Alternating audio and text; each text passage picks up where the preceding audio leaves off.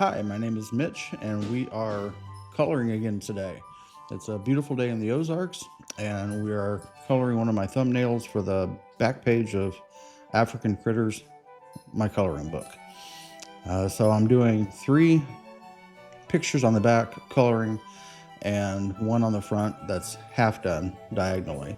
So if you want to see examples of those, you can go in the links in the description and check out my Amazon page and take a look at them.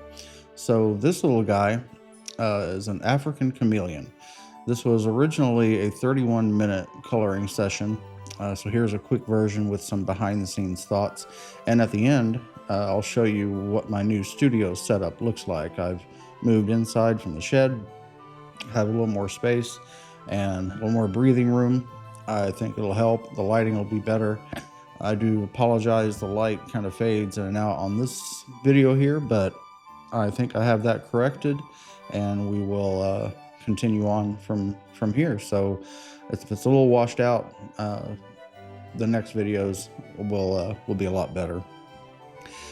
I started with the outline. I drew this guy a little while ago, so you can see the full drawing process if you look in the playlist. And then I used the black pen for clean lines. This pose is mid-crawl with the tail curl tight, classic chameleon style. And their tails are like a fifth limb. Their prehensile tail acts like an extra arm for balancing and gripping, especially useful when climbing. So a little fact there for you. You'll notice I gave it a branch to sit on and a few accent leaves to give some more little coloring. So I didn't have the tail wrapped around the branch. I just thought it was better to just curl it.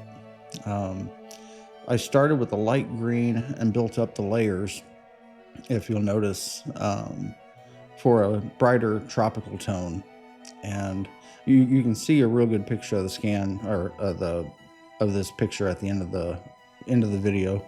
I scanned it, and it looks a lot brighter than it does here in the video. So take a look at it and tell me what you think. I've been encouraging people to, of course, get my coloring book, but color the pages, drop them in the comments, scan them, or take a picture of them. Let me see what they look like, see what your interpretation of coloring is. I'm not a professional colorer. I'm not a professional anything. I'm just a guy jumping on YouTube, drawing, letting you see the whole process as best I can. So this is it's been fun. So with the greens, then I added some yellows in some odd spots to bring out some contrast. Today I wanted it to look like he felt alive, like he was in mid-change or something. The eye I did blue, just because I wanted to. It's whenever you color, it's your picture, so you can make it orange, yellow, whatever you want to do. Another interesting fact about the African chameleon, or chameleons in general, is they can move their eyes independently of each other. They can get a 360-degree view of their surroundings, which is cool. I don't know if that would be annoying or not. Had never thought about that. So yeah, interesting. The next, the blue sky, and under the belly I gave it some texture and detail. I put a touch of purple and reds and pinks to the mouth to give it some personality. And the background I tried to keep from overcrowding the chameleon. So I just did some blues, did of course the sun and yellow, little touches of other yellows, and a lot of times I put orange in there also, but it's been fun. I didn't know how I'd feel about coloring all of this, but it's been, I do enjoy the coloring aspect of it. I put some blacks in there, as you see there, just to give it a little more depth. just because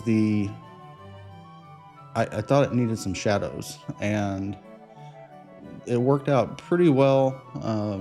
I hadn't thought about it before, and then I saw the black, and I was like, oh, nice. And another interesting thing I found the other day was a huge box of 168 crayons. So that's going to be nice. You notice my little 24 pack there. I saw these and I was all over that. So it's got some actual swirls in it. So it'll be interesting to see how these turn out.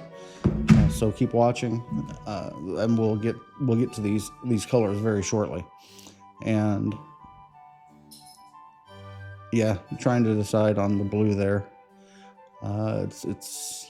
It took 31 minutes to draw this thing. It took a while. But if you like what I'm doing, like and subscribe, and drop me some comments. Here's my final drawing coming up. Thanks for watching today. I appreciate your time, and I hope you have a great rest of your day.